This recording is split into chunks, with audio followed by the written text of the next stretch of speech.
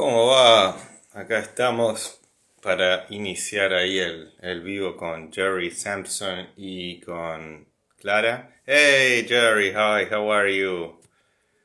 Ah, ¿cómo va? How are you? Hey. Mhm.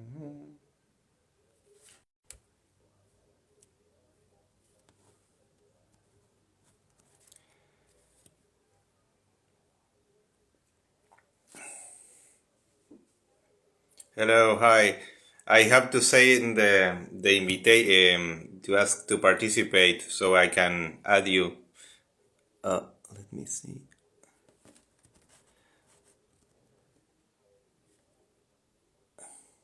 ¿Cómo va, Fabi? ¿Todo bien?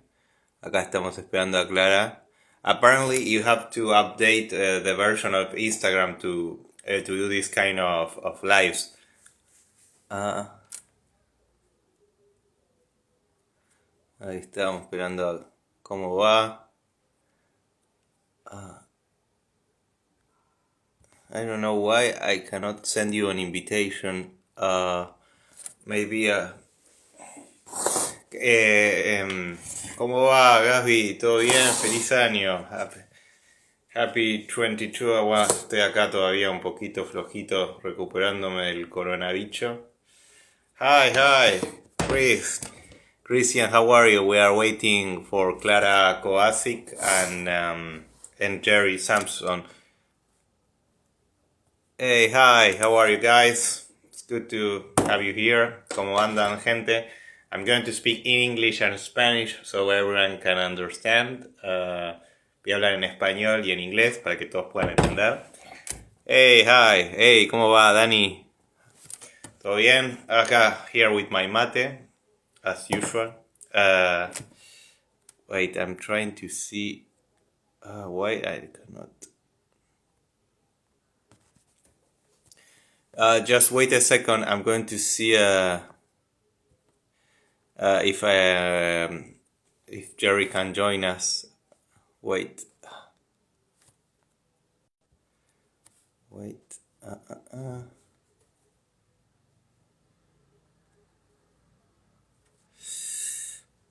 And Jerry, you have to send ask to participate in the live, so I can add you. Hey, Luciano, how are you? Oh, ¿cómo estás? Bueno, it's English and Spanish here. I'm going to start. So we are waiting for Jerry and Clara. Uh, just wait. Let's see. Okay, I will try. Oh, excellent, excellent. Sorry, guy. I was sending a message to Clara.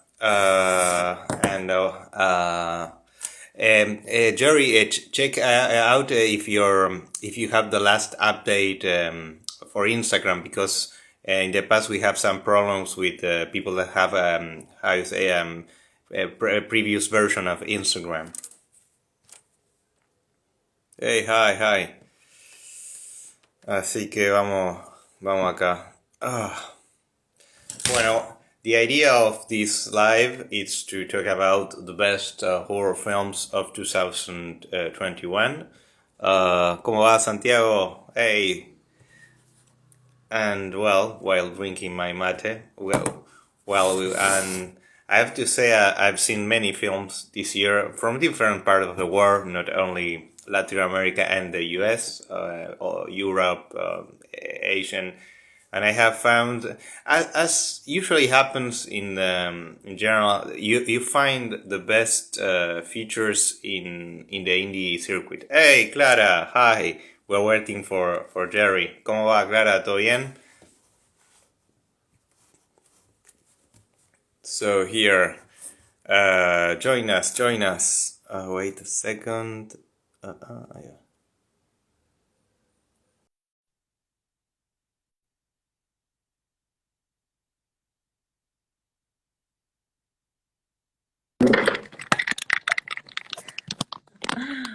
Hola. Hola, ¿Estás ¿cómo bien, va? Gasly? ¿Para qué le pongo headphones? A la movida. Buenas. Hola, ¿cómo va? Ahí está, le dije a Jerry que se nos una. Jerry Sampson es especialista, fan del terror, escribe, she writes in different... Hey, Hi, Hi. how are Hi, you? Clara. I'm good. How are you? Very well, very hot here. Oh, yeah. very cold here. No, yeah. Ah, Would like a little bit of well, cold right now. yeah. Well, you can you introduce yourself, Jerry, so our audience can know something about you? I know you're a horror fan, and you write amazing articles about horror films. I always enjoy them. I Oh, already stalked you, so I know uh, everything about you. oh, that's too nice. I'm just discovering that I can't do live on my laptop, so I'm awkwardly holding my phone. But thank you. I appreciate you inviting me to talk. Yeah, I write about horror. I mean, in every aspect. I write for Ghouls, Rue Morgue magazine. I have a column called Beautiful Filth, and it kind of dissects extreme horror from the kind of feminine gaze. And I write for Moving Pictures Film Club, watch a lot of screeners, watch a lot of amazing indie horror, which is my love. I write indie horror screenplays. I'm a screenwriter, and yeah, it's pretty much live and breathe over here. Started my year off with horror, ended my year. The best way. That's the best Exactly. way to start and end. Like, The best way of discover like indie gems is the indie festivals, horror festivals all around the world. I have been watching well, in Latin America there's a lot, but also Night Visions, Fright Fest, Scream Fest. I mean, if you really want the good stuff, you have to go there. That's what I've learned. I covered a lot of festivals this summer and found amazing short films. That's like the yeah. biggest surprise for me because, I mean, before I just really before the festivals I didn't do a lot with I didn't get to watch a lot of short films because you don't really have like the platform, right? I mean, where do you go to watch it except for maybe Shudder every now and again or Vimeo if you can find it. And I've found some amazing shorts, amazing directors that I'm getting ready to actually start a column on Ghouls, kind of highlighting some short film directors that have really stood out to me. And I'm really excited about that because I think that these people need all the recognition in the world, you know. No, it's true. Yeah. It's true. And I believe this year in 2021, I was able to be jury of various festivals around the world of short films. So it was really amazing to see people create a short story that actually works. It's more difficult than what it looks like because you have a limited amount of time to connect with every character and also to get into the mood of a horror film. I mean, it's easier, I think, other genres to get connected, for example, a comedy but a horror film, a short film, you have a limited amount of time to get into the vibe and to I think that the biggest challenge is to get the people to connect with the main characters so they can also connect with the story and be and generate that catharsis that the horror film generates inside of us. So it's really amazing. And to me, the indie horror films right now are in the best phase of history of cinema, where Yeah. I can find the gems that actually are really ambitious and at the same time like risk takers. Like even when I really wanted to speak about what it is to be a woman writing horror films or horror stories, because it's I think it's something that is beginning to happen, and it's really beautiful because I love, for example, the feminine side of the latest films that I've seen, and I can tell if the writer is a woman or a man. And the perspective that they give to the story is honestly, I think it's different and it's really good. For example, one of my main movies of this year was the horror film, a body horror film, Titane, the Oh, yeah. one, the French film. And it's written and directed by this beautiful genius. Look Yes. And I think that it's really something very new and very fresh to Mhm. watch. And I really appreciate that this women power in horror genre is beginning to explode, because we really need that side. We really need new ways to hear stories and to watch them. I believe. I absolutely agree. I think, you know, women have always been a part of horror, but we've really been in the background, right? Yeah. I mean, and I honestly, amazing creators uh, to this day aren't getting the jobs that they want to get, right? So Mary Lambert, who directed American Psycho, she is still out there, like on Twitter, saying like, I want to do another horror movie if someone will just let me, you know, and that kind of thing just like blows my mind, especially. And I don't, you know, in my writing, I don't like, I go out of my way to not just run anything through the mud. I mean, there's a lot of movies that I don't like, but I can find good in everything, right? But if there is one thing that I will critique pretty harshly is this idea that yeah, that women shouldn't be out there creating. And you know, nobody says it out loud, but they don't have to, because you just have to look and see what's coming out. And yeah, you're absolutely right, Tan. It took me a second because I really loved Raw, and it took me a second with that movie and another watch to really, you know, get into it and kind of process my feelings. And I'll be talking about that, you know, I'm sure writing about it at some point. But just seeing that kind of subversive, fucked up horror coming out, and you know, people seeing that like, yes, this is what it is when a woman kind of takes the reins. And I feel the same way with Saint Maud and Censor, with Yeah. Brandon Bailey Bond, you know, that just this like delving into what is really a masculine kind of, the video World. nasties was very much like, you know, a man's world. And so Prano kind of coming in and taking over and really delivering such a gorgeous, well researched, well thought out movie that's truly horrifying too. Oh my god, I just love it. I love it. And yes, like the amount of female creators, women identifying creators that I've come into contact since becoming a part of like the horror community and the horror journalism community is just astounding, and I love it every day. No, it's beautiful. And also, you know, when you were speaking about being in the background of history, of cinema history, it's so true. And for the people that are here and don't know about this, for example, we have a very successful TV shows like The Twilight Zone, that there was only one female director. I think that she was the one that directed The Eyes of the Beholder, one of my best stories of the Twilight Zone.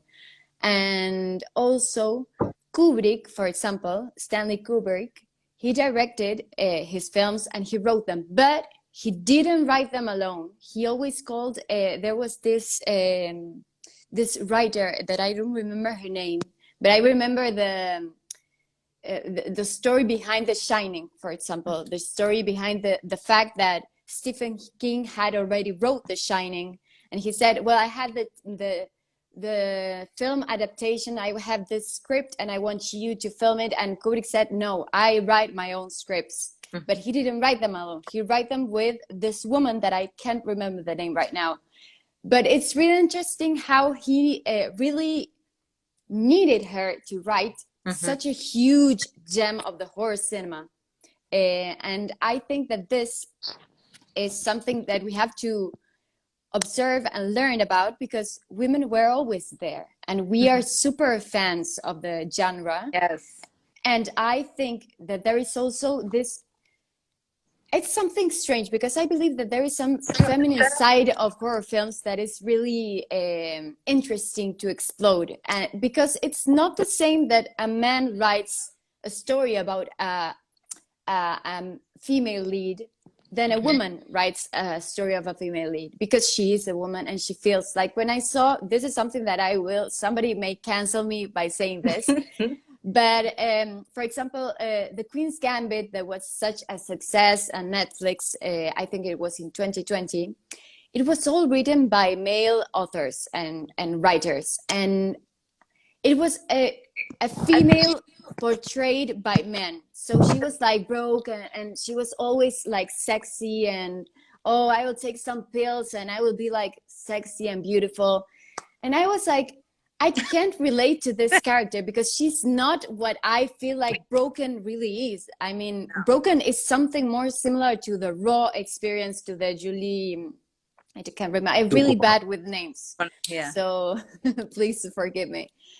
But suddenly I see women, when they write women, and I see a female lead that shows how a woman is really broken. And that's something else. Like, for example, I saw Lost Daughter last night, the one of Maggie Gyllenhaal, and I think it's Dakota Johnson. It's so empathic in my way to get connected with the characters, because I feel it's written and directed by a woman, and it has all this perspective that I can relate with. And for example, I know that maybe some people will hate me because they love the show of the Queen Gambits. For me, it wasn't good, because I really couldn't relate with the main character that is always looking good and always sexy, and you feel like this is the version when someone is broken to pieces in their inside.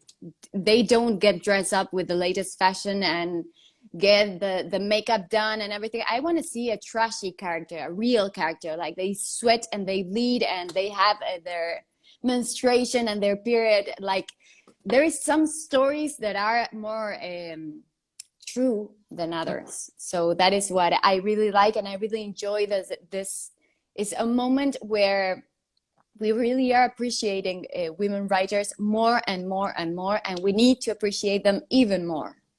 Yeah. No, I absolutely agree. I haven't seen the Queen's Gambit, but I've seen, the stills from it, and that's pretty much all I need to see.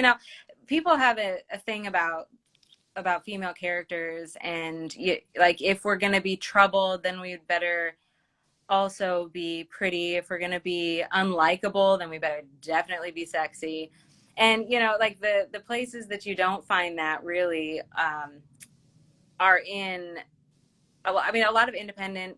I see a lot of really brave performances in independent films, and I could name a ton, and I won't, because there's just too many, but it's the kind of taking the idea that people have of what people want to see and understanding that is like a long held belief that isn't true. It was created by men in like usually the Hollywood system, the Hollywood studio system.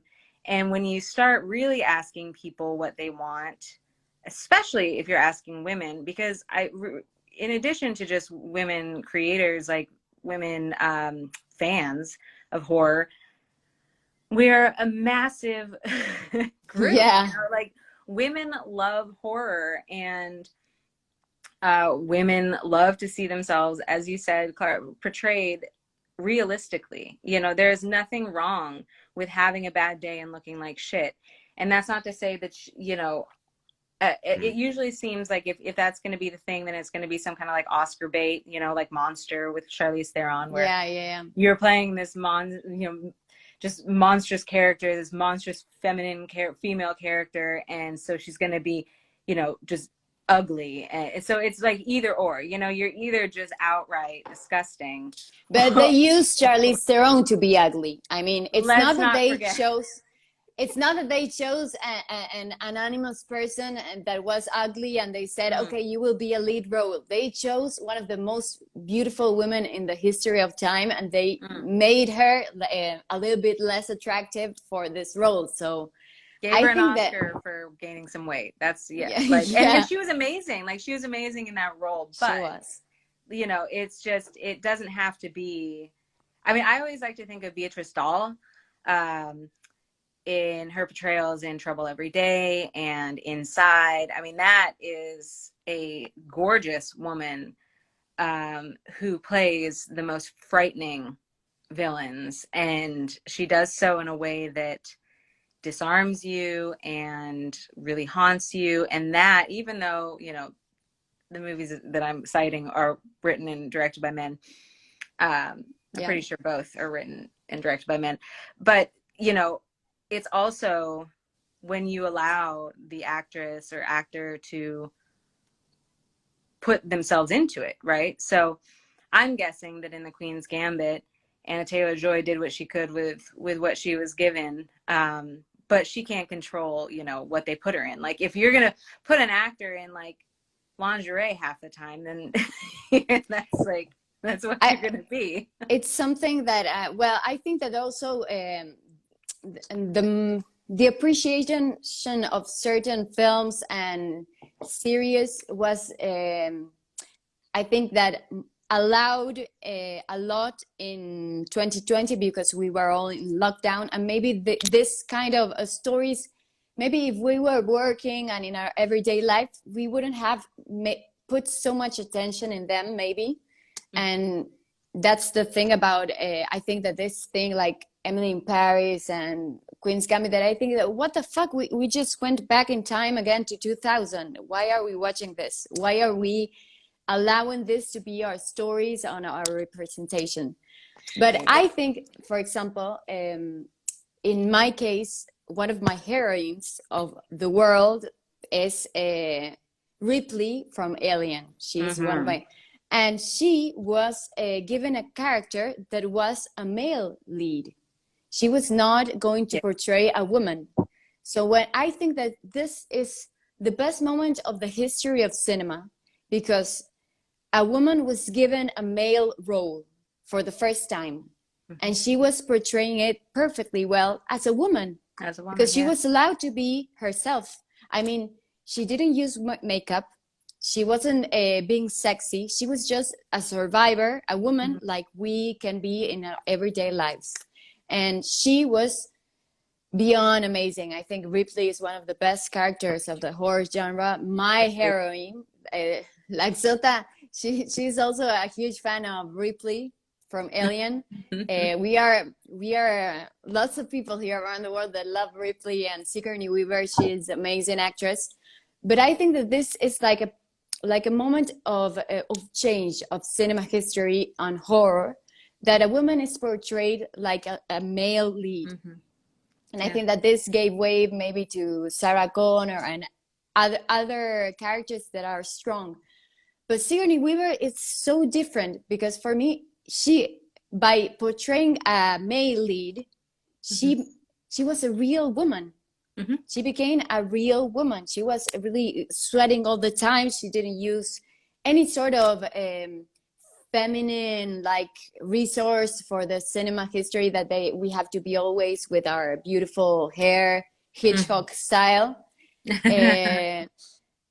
And for me, it was something that I enjoyed so much that Alien became one of my favorite films of all time, and also Sigourney Weaver, one of my best actresses. But also the figure of a strong woman portrayed in the cinema is something that I loved. And I think that this is a moment where we began to, well, what if we are more real in cinema, no? Because we aren't all the time looking pretty, and we don't want to look pretty. We want to survive if we are being chased by, I don't know, by a crazy leatherhead. I mean, that's the thing about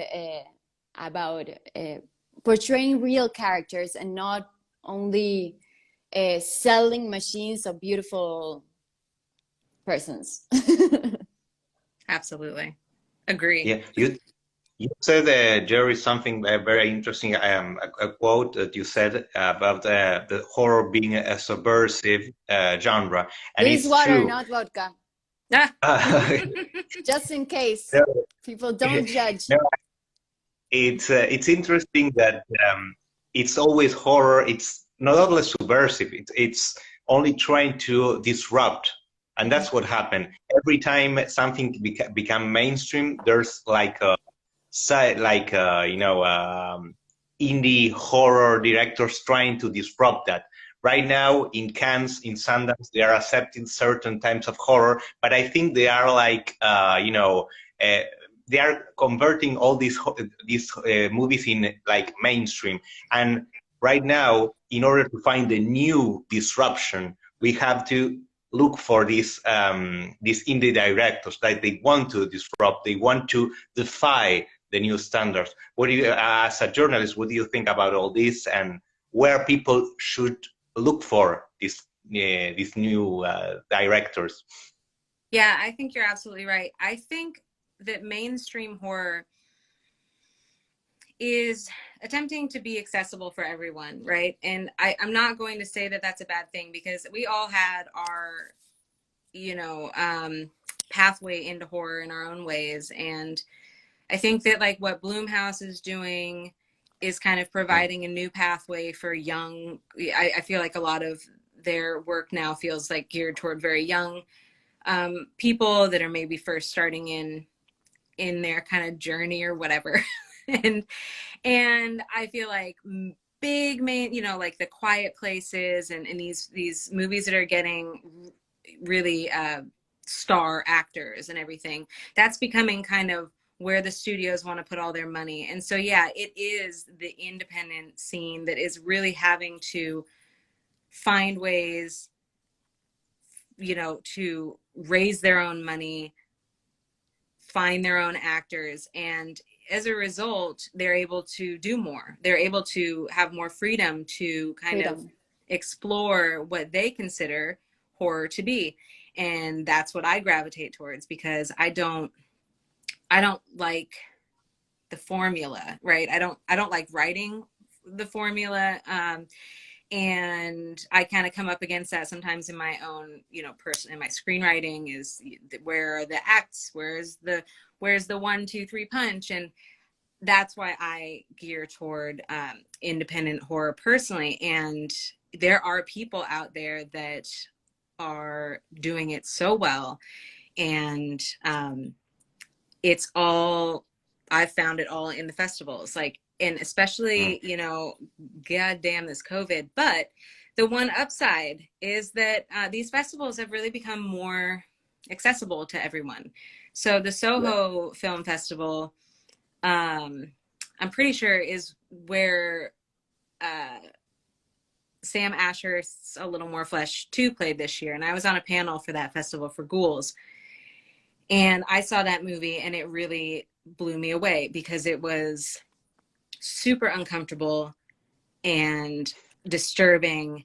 And it reminded me of old exploitation movies, and it was amazing. And Sam is a personal friend of mine now, but at the time I didn't know who he was. And I just saw that and I was like, this is the kind of horror that is truly like stirring. And if it weren't for Soho, you know, going online, I wouldn't have seen that. If I weren't covering these festivals, then I wouldn't have found Nocturna, which I have that I have really tried to champion, just in the best way that I can, which is just writing about it and mentioning it, because I wouldn't have found that otherwise. And trying to kind of pitch it to publications, like bigger publications, to feature, it's harder because they want to see like distribution, who's got it, what streamer has it. And, you know, we really have to start like looking outside of those conventional, you know, methods, because as great as Shudder is doing, getting some of these indie movies out, they're not covering them all. And like, I have a whole list of movies that were my kind of favorites of 2021 that I found through a festival. So really, which ones? I would, you have to which just spill movies? someone's, yeah, so people can hear Oh, this. okay. Well, I have a list. Well, The Great Old Man's Night is one. Lenny from Fede Gianotti. Yeah, Fede. I talk about that one all the time because I really loved it, and he really did something special with that movie. And that is a really great example of a man writing a woman really well, because that character Lenny was terribly flawed and really relatable. And I saw that as like, I really connected to that in that way as a woman. That cold, Exactly. dead look in your eyes recently, from Onur, I want to say his name right, or Onur Tukel, um, was incredible. And I found all of these movies like through the Mm. festivals, and these are virtual festivals now. You know, you can go and Mhm. pay a small amount of money and see these like really incredible features, um, Mm. that they will find a home eventually. But you know, until they do, that's their kind of fight, Mm. their fight to have. But until then, we have an opportunity, and I really try to encourage people to watch for these small festivals, because like, you know, Cannes and Sundance, that's all good and well, but they really are looking for a specific Mm. type, Yeah.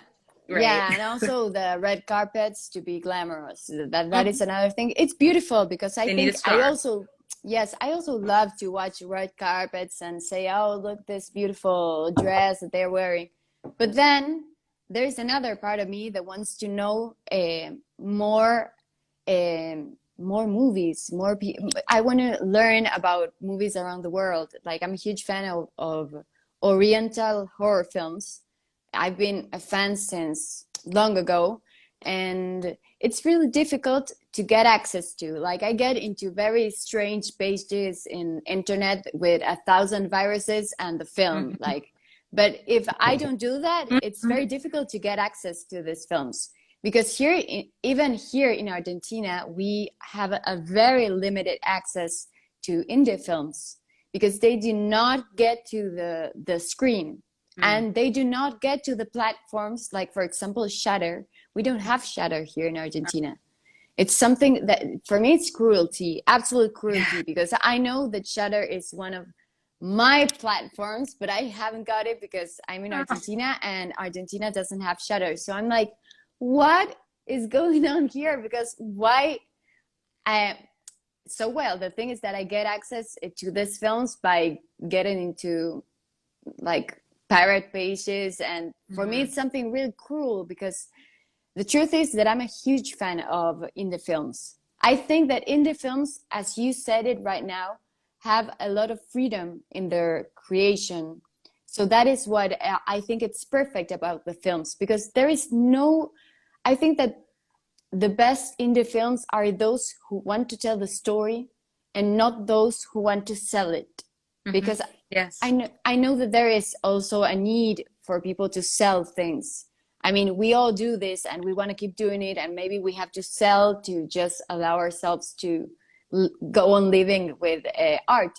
But there is also this need for all this public that I think it's growing. It's a growing public that needs to consume real stories and not stories that are aged independent. Like, for Mhm. example, I will say something that people might also cancel me, but I'm a huge fan of Stephen King. Mhm. And when I heard that they were going to make a remake with an Argentine director of It, I was so excited because I thought, well, this is an Argentine director that is there because he made a very beautiful short film that it's called Mhm. Mama. That I don't know if you saw it, Oh but yeah. it's like it's beautiful. And I said, well, this guy has a lot of potential with this genre, so I think that he will make really a beautiful film. And the first part of it, I think it was a little bit bumpy in compared to the book, but it was really faithful to the book. And suddenly the part two came out. And I was like, what is going on here? And it was like age depend. I think it was a 13 age upwards or something like that. It was like, why? This is an 18 plus book. Why are Yeah. they putting down the age? I mean, there is like a huge rape scene that I want to watch because this is something that I know is 11-year-olds being like having an orgy. Why not shows? I know that maybe people are not going to show this orgy, but there are stories that are so cruel and so beautiful in this book because it's a real intense book, and I think it's one of the best books of Stephen King. And Agreed. suddenly I was watching like Gilmore Girls in the second part of it. Like what the hell am I looking at? Like Gossip Girl, like people are really beautiful in the streets, like very cool and dressed to be really fine. And where the fuck is the story behind this title? I mean, what is going on? You know, I think that I totally agree.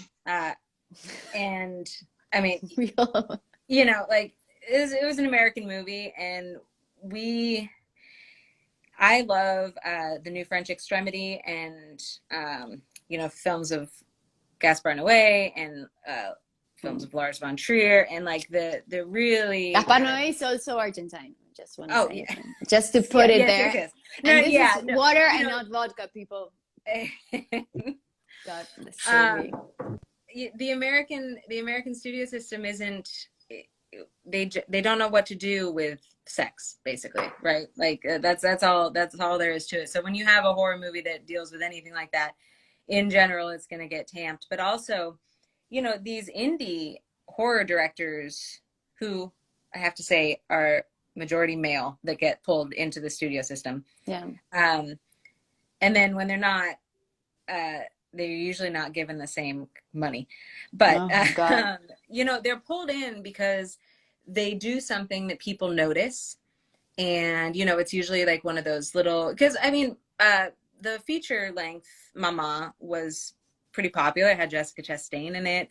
It wasn't as good as the short, but you know, it got attention. So it's almost like the things that the studio pulls these indie directors in for, like the reason that they do this, they just then go ahead and take away all their power and say, now we have this, you know, indie horror director, and we're going to put your name on it, and all of your fans are going to be really excited, but we're not going to give you any room. The liberties, like. Yeah, and I think that that's what happens so often with a lot of, you know, like just in general, and that is no fault of the directors, I don't think. You know, like, you're going to take an opportunity when you're given it, and you should, but you do see a lot of kind of the heart, and I'm saying heart in like the horror movies, because there is a lot of heart, no matter how horrific it is, that goes into this process, into the process of filmmaking. And I just think it's the power being taken away, and that's why I really stick to my guns when I say that that's why I love indie horror, independent, kind of do it yourself, even if there's a couple $1 million, like I'm still considering that in this realm, because it's almost like the more money they throw at you, the less power you have, and technically the more you can do, but usually it ends up feeling worse. And you know, your example with it is a good one. Like I thought the first one was good. I am a fan of the miniseries. That was kind of my path into horror, like both the book and the miniseries kind of at the same time when I was way too young. And so I have that bias, but like I went in open-minded. And I didn't hate it. Like I'm not gonna, you know, say I hated it. It's entertaining though. So what I don't want from like my horror typically is to like be able to sit back and be like, yeah, this is fun, you know. And that's just a personal opinion. I like to be shocked, and I like to be horrified, and I like to be like disturbed, and I want to be able to walk away from a movie and want to talk about it. And like all the movies that I've listed from the last year, that's how it's been. And they're not all totally fucked up, but they are all something that makes me think and sticks with me. And I just have to say that like no studio horror does that for me.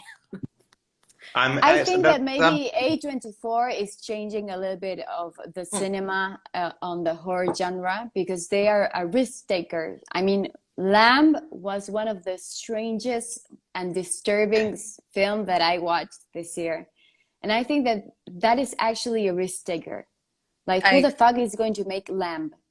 Like, when I watched the trailer of Lamb, I was so excited, because I thought, what the fuck was this right now? I mean, what the fuck have I just watched? And I need to see this whole film and understand what I just have.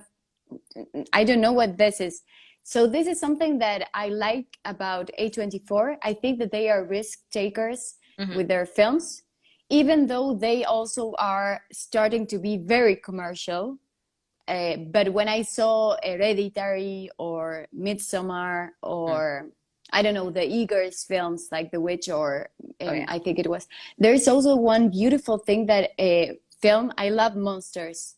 And there is a film that is called Monster. I think it was released in 2016 about this monster, and it's from A24. It's so Lovecraft, the film, because it's about, it doesn't have any explanation. It's just a story about a woman that is lost in a highway, and just out of the blue comes a monster. So very, yeah. So it's very Lovecraft, the film, because you don't have an explanation. Why is this thing here? What it is? It's just there, and you have to deal with it.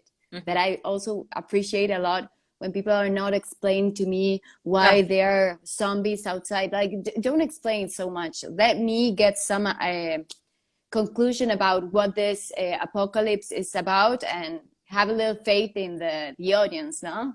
Oh, I agree completely. That's, that's how I write, and that's how I watch. Like, when I see something and I am into it and I'm there and it's the end and I'm like, yes, I don't know what the fuck's going on. I get to go talk about it with my husband. And then at the last minute, they're like, no, this is what happened. And I'm just like, oh, fuck. Well, yeah, basically like, you don't trust me to figure it out for myself.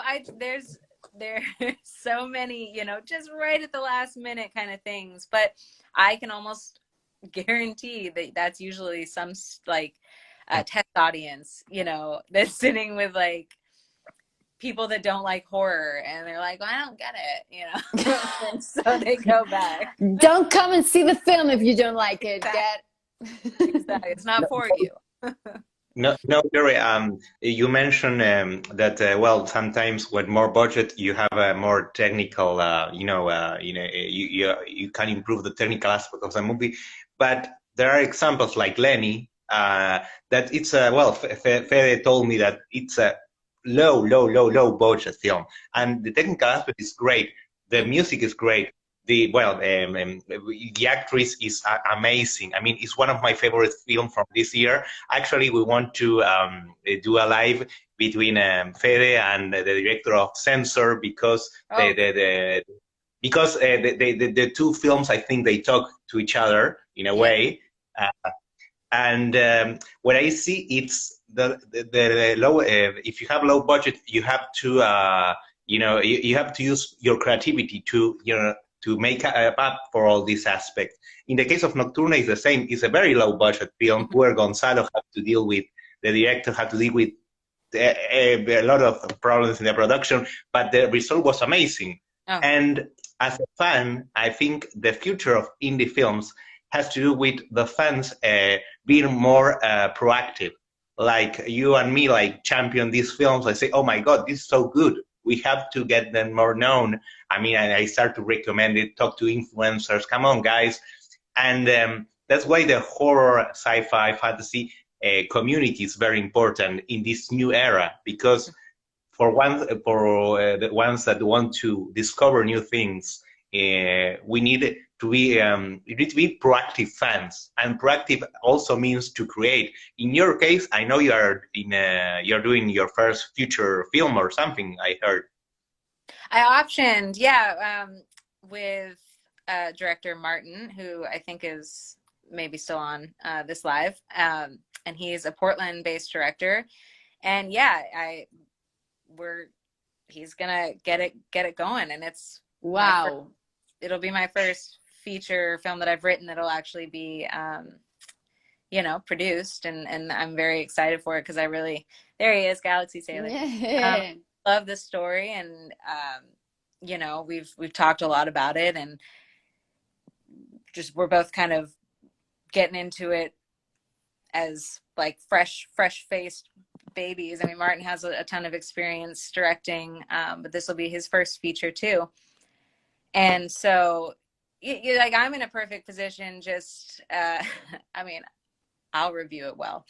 But My friends but are gonna review it well. my friends are gonna love it. But like it is so important. And I met Martin on the social medias. Twitter, I think, is where he first reached out, and we've become friends over the past year. Helps that we live in the same city, but even if we didn't, the majority of contacts that I've made and networking that I've done has been on, the social media. And I'm not an influencer, but I definitely have a community. And when I find something that I really love, like I'm going to talk about it as much as I can. I'm going to write about it as much as I can. And I'm, lucky enough, I'm lucky enough to be able to have like platforms like Ghouls, especially. They're great. And to write about these things, because there's so much that comes out and kind of gets lost. Really, people put so much effort into these movies, the actors, the director, the writers, and they can just come and go without a trace unless you have, somebody kind of out there reminding people. And I hope that what we've done at least helps a little bit with Lenny and Nocturna and these movies that otherwise might not get, as much attention. And that's why, like, it's also important. I think it's so important, the distributor, like there's a ton of really great small distributors that are really working to get some of these movies out there too. And I mean, I'm a big fan of physical media, so like whenever I can, I will buy the Blu-rays and the, Vinegar Syndromes and the all that good stuff. But even if it's just online, like there has to be a place for these movies to go that'll get seen, and there has to be people to talk about them because they're really important. And I'm sorry, like I could either go and watch a James Wan movie that's going to make, millions of dollars, but I'm not really that interested in it, or I can watch 10 small, low budget indie movies that are really incredible and have a really great message and really challenge me. And like I'm gonna pick that every time, and I'm gonna really try to get other people to pick it. No, and actually, what we're doing right now, what we start doing to connect these people, all writers and horror fans. Now I'm talking to people in France, in Russia. There's a festival in Russia. We want to start, connecting people like yourself with Clara, and then with someone in France, because you can discover. I'm now discovering a lot of indie directors from Sweden, from all the northern countries. I love horror for that films. I mean, Lamb for me was an excellent experience. One of my favorite films is Border. It's amazing. I love that film. It's so beautiful. I mean, the idea to exchange, because now we have a lot of internet and social media, but we still there's no access. There's like cultural walls that are between different cultures. And with this conversation, I mean, you discover all this film in Latin America. I'm discovering films in Asia. I'm starting to talk with the actors and directors, and that is a big opportunity for all of us and for the directors themselves. Mm-hmm. I also think that what Adri is saying is really beautiful. What he's doing, he's really getting people to know films also from Latin American films.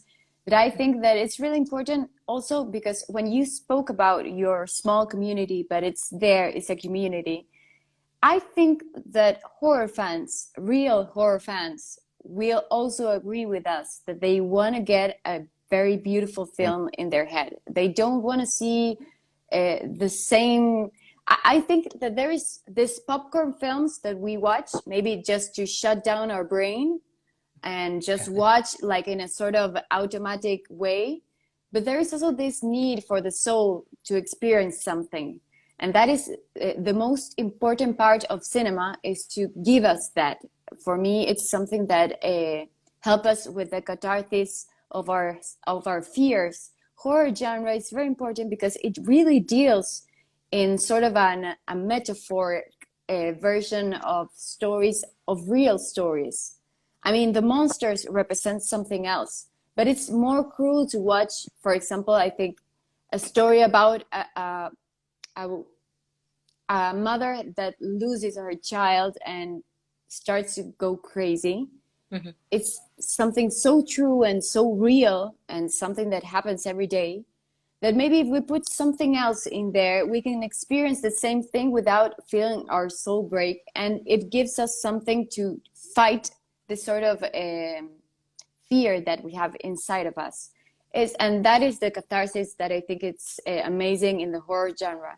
And for that to be also more eficiente, como digo, Efficient? Yeah. more efficient is to be real. Like, give us real stories, give us cruel stories, because life is cruel. I mean, Mm-hmm. we are here in this world and we know that life is cruel, and I love to see a real film that gets to my core, and it's something that and I also love monsters, so if it has a monster there, I will be like super happy. Yeah. But wait, that You know, there's someone at my door. I have to things what that the happen movie at that, I mean, traumatized me, the amusement park. see. I still haven't seen that.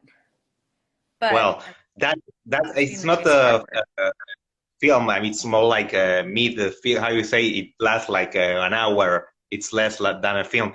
But that film really traumatized me because it deals with I haven't something. seen that. It deals with an issue that we are really, we are really, they really scare us. Is the fear of aging, the fear of death, the fear of loneliness. Well, Nocturne has this, but the way that Romero portrays this subject in the amusement park Yeah. was really terrible. You should watch it. I mean, really. Yeah, no, I definitely, that's been on my list, and it's just been a matter of like figuring out where to watch it. But I think that those themes are what pull us in, right? I mean, it's all the things that we're afraid to look at that are all of a sudden really in a safe way kind of placed in front of us. And the catharsis is very real. And it, again, like there's nothing saying that if you don't want to watch something depressing, or or if you don't want to watch someone grapple with death and their impending doom, or go through some violence. Martyrs was mentioned on the feed earlier. That's an amazing, I mean, that is like one of my all-time favorite movies. But I'm not going to suggest it to certain people, because like I understand that is not an easy pill to swallow. But the themes that are really explored in that are important themes, and they're a part of life. And while a lot of people might not want to watch these types of movies, I don't believe in this idea right now, especially that people only want happy things, and people only want to watch or read things that are going to make them feel good. Like that's something that's coming out, of the kind of some writing Twitter areas and these places where people are only looking for happy stuff. And I don't believe it. And you're never going to convince it, because people are still making soul shattering, dark, gorgeous movies, and people are still watching them if they can find them. And I think that it's important, and I think it's a part of life. Yeah. She wants to be a part of this. You know that what you're saying right now, I feel like there is also this thing about A24 that I love. A24 right now, it's like, for me, if it has A24 in it, I will definitely watch it. Same. But when I saw Midsommar, there was the most epic ending of all time for me. It was the moment where I think that Ari Aster is it's a director that is really obsessed with the cathartic part of a horror film. Mm-hmm. And honestly, I think that Midsommar, maybe some people will think that it's beautiful, some people will hate it, think it's boring. There is so much said about Midsommar. For me, it was one of the most epic films that I watched in this past 10 years. But the thing about the ending is something that I felt really alive when the movie ended with her smile. And for me, it was that moment where all this, I think it was all this density that was created through the film just was released. And I honestly felt really alive and really relieved when I watched the ending of the film. Even though some people say, no, it was horrible and it was like a horrible ending. To me, that smile in Florence Bach face when she watched everything burn was truly amazing. And it's a perfect gem to just close a story about grief, about loss, and about honestly letting go of our past and honestly starting something new. Really, in a very strange new life. But the truth is that I felt really identified with the main character, and I felt that the ending was one of the best cathartic endings that I ever watched. And I honestly want to watch more films coming from Ari Aster. Every single time that he announces that he's like thinking about a new film, I'm like, I start getting really obsessed, like starting to stalk the guy. What is he doing? Where is he? Yeah, exactly. Getting information in the deep web about what's going on in Ari Aster's life. Like, and that is why, no. But honestly, I think that I'm a huge fan of horror films. Even though I will also watch a popcorn film about, I don't know, monsters and, I don't know, Mars Attack. I will also watch. I think that if I have monsters, you can convince me about anything. And if, honestly, maybe it's a really bad film with a good monster and it's worth it. I mean, even though there are bad actors and it's a bad story, you have a huge shark, I will watch it. Like, maybe I read the books about the Meg. I don't know if you watched, if you read the books about the Meg.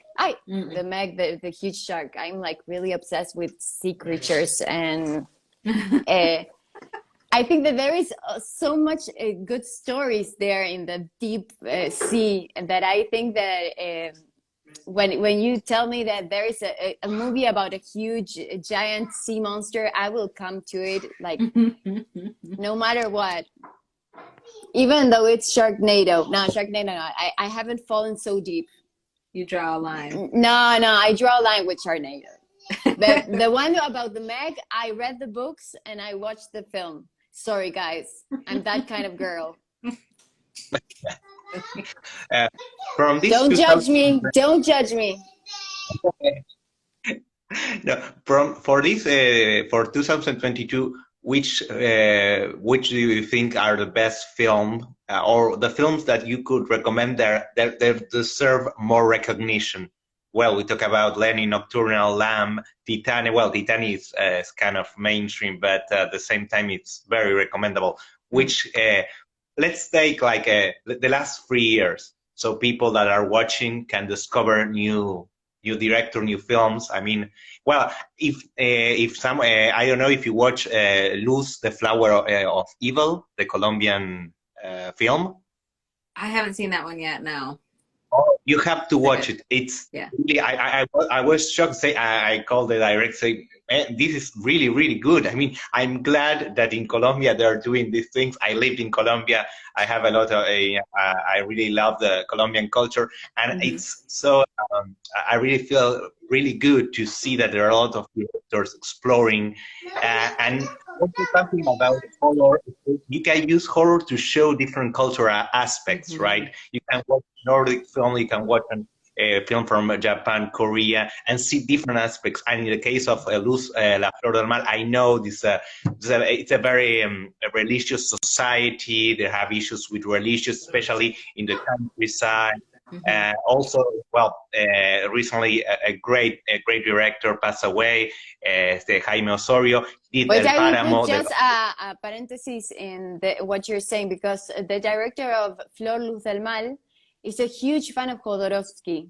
And it's important to say this because if you want to watch the film, you know that it's coming. Heavy influence. with Yeah. a huge influence of Jodorowsky. I was able to speak with the director. We coincide in a festival, and he told me that he was a huge fan of Jodorowsky, and he spoke like an hour of Jodorowsky, a really intense hour of Jodorowsky. And really, when I saw the movie, I said, okay, so this is what he was speaking about. He's really a huge fan of Jodorowsky, and he showed me that in his film. Yeah, It's on the it's an list. amazing, beautiful film. And again, well, I was talking about Jaime Osorio's The Squad also, and I love that film because it deals with the militaries in Colombia, and I don't know, if you know, but in Colombia, the military issue, it's a very big issue because of the war they have with the guerrillas and everything. And I love what Jaime did with that film. It's to mix the paranormal, the idea of a squad going to to a military base to fight the guerrilla, and then they found something they are not prepared to deal with. And that's that now it continues with the HBO series, the first HBO Colombian series, Mil Colmillos. But that's what I love about watching genre in different cultures. You discover new things. In this case, I know Colombian culture, but in the case of Sweden, Norway, Denmark, I'll see all these well, Iceland, lamb is the idea of, okay, why are you showing me this? What cultural aspect I'm discovering through this culture, this film? I got that a lot. Oh, you muted.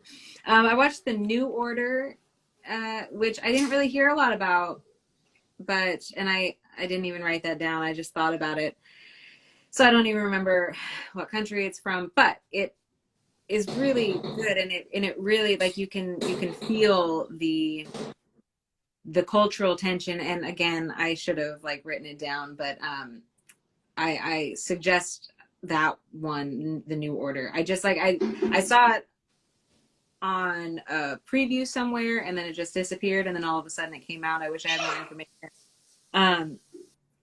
For me, so I recently watched a screener, and I think it'll probably come out, of a movie called Bloody Oranges, and it's a French movie. Let me see, Jean-Christophe Merus. I am accent, but Bloody Oranges, and it I love French horror, and this is a little more of a satirical horror drama. There are definitely some really intense moments in it, and I'm not one for really heavy duty trigger warnings before movies and stuff like that, and other cultures, especially the French, don't tend to do that. There are some, I pretty much think that horror is meant to challenge you. It's meant, and that's not to say that maybe people shouldn't know about certain content that's in movies, but I do think that, for me, Bloody Oranges has a lot of really challenging things in it, and it deals with a lot of different subjects and themes, and I like going into things pretty much cold, so I don't know, I'll say that. Again, A Little More Flesh and A Little More Flesh 2 are the two movies from Sam Ashurst that came out in the past couple of years that I really love.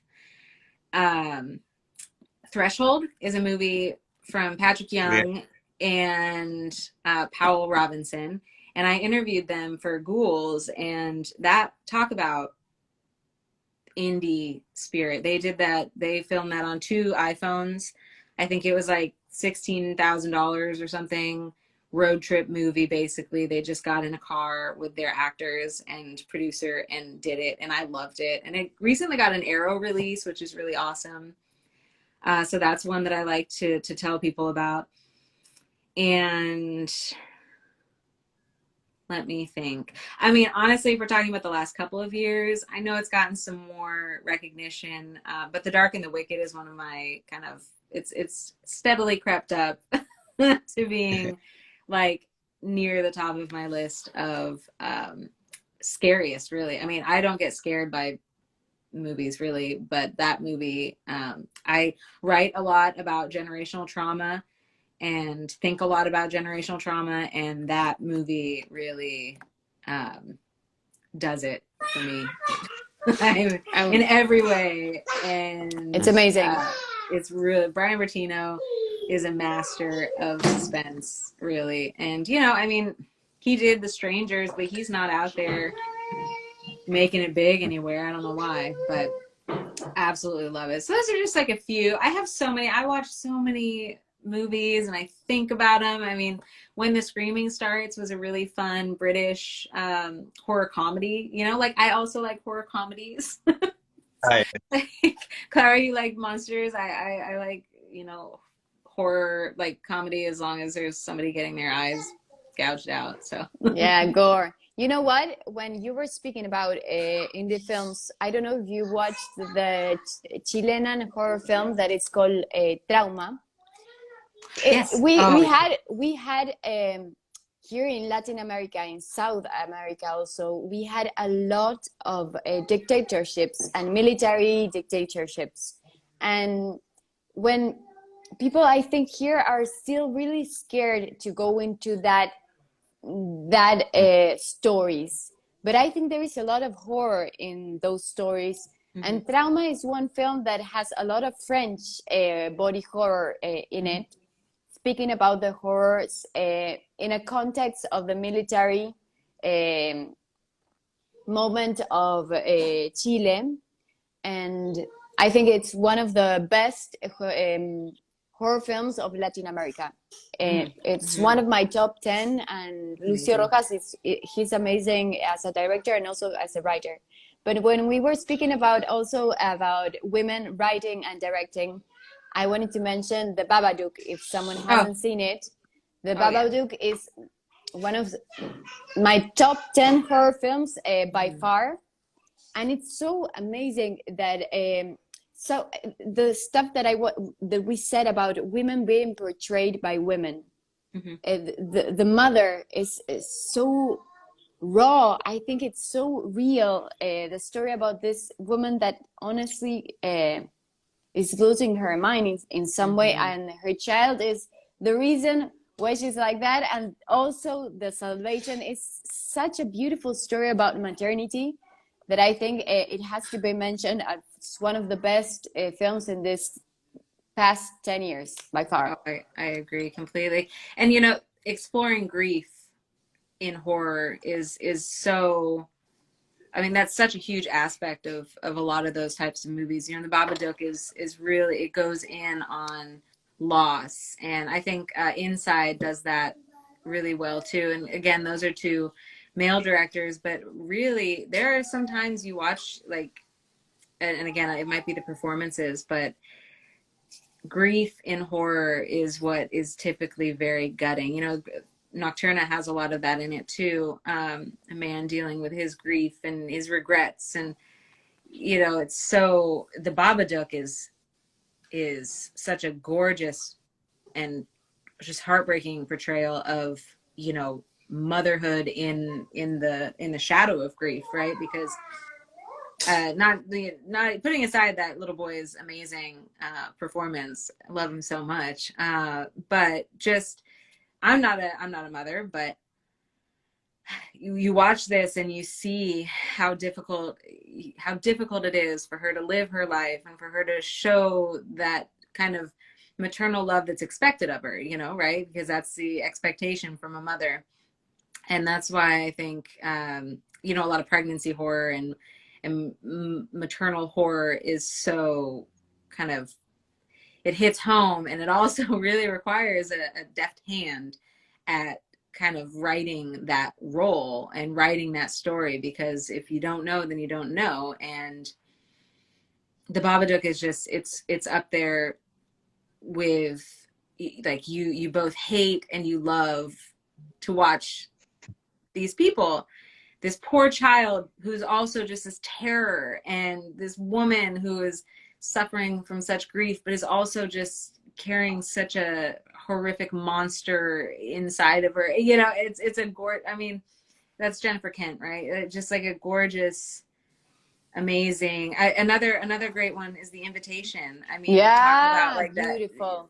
Karen Kusama is a master, and Phil Hay and his writing partner who wrote that story, like that combination of the writers and the director in that movie, really one of my all-time favorite screenplays and one of my all-time favorite movies. And that's, it's a different kind of horror, but it's like delving into what really makes us human, which is not being happy all the time. It's how we handle And the grief. horrible things. And grief. I think grief is something that we have to deal with. I think horror films, when they go towards the story about grief, is something that I think it's the responsibility of horror films, because I think that it's a huge horror to lose a child or to lose someone you love, and we have to deal with that pain and that really darkness inside of us. And suddenly, when we can create a story that it's told and in a sort of metaphorical way, because we have also this beautiful ending in the Invitation. I think The Invitation, it's like one of the most epic films. And I would just say like a funny story, but I was rehearsing the screenplay for a theater version of The Invitation.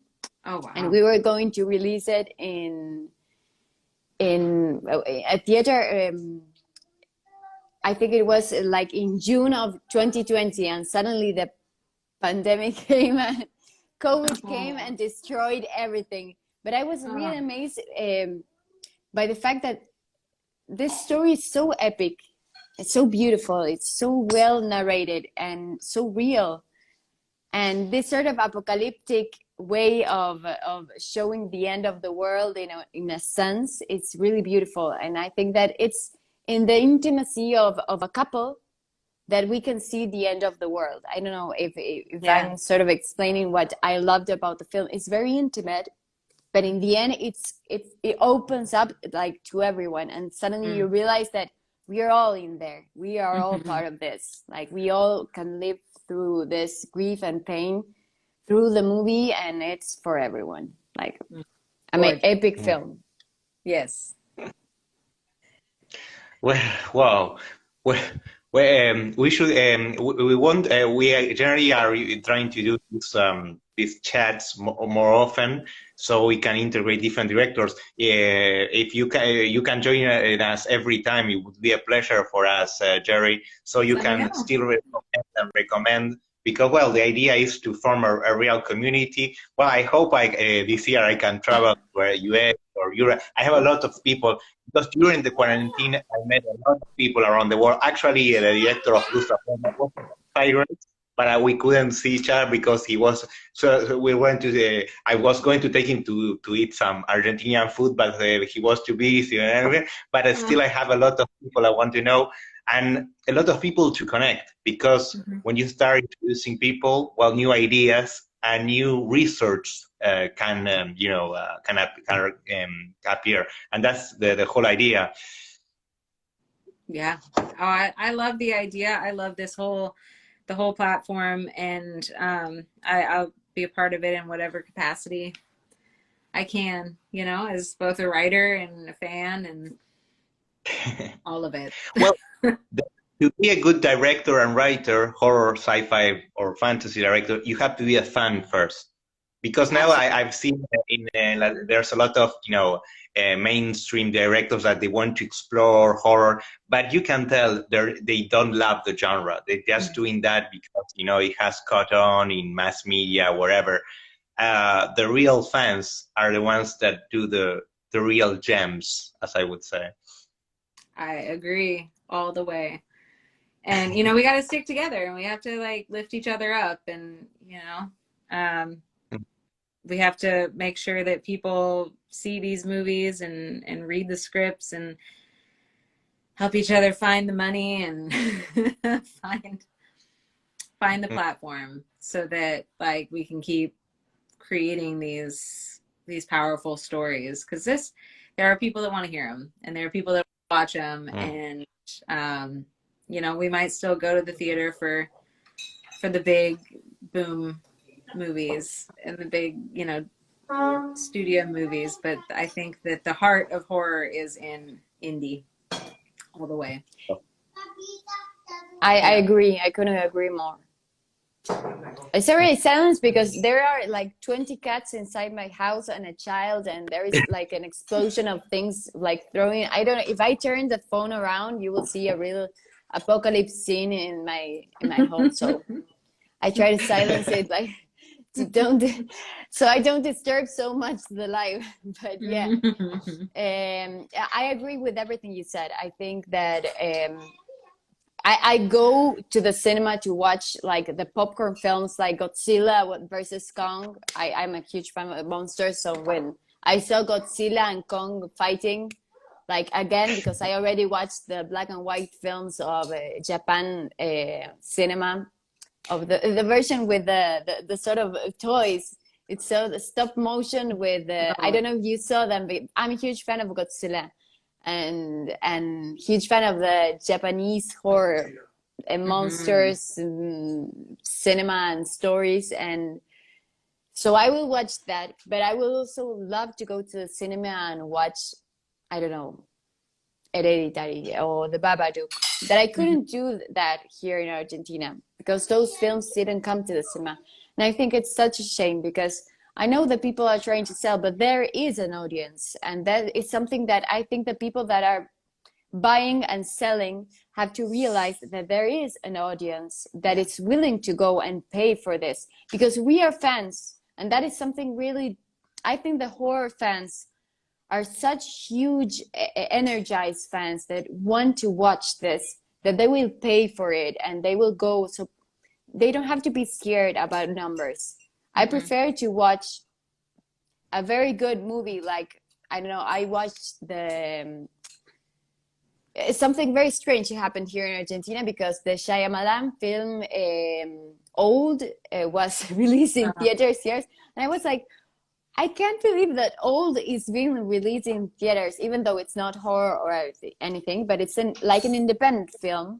So I was really happy, and I went to the cinema, and I was like sort of alone because it was in a very pandemic moment here in Argentina.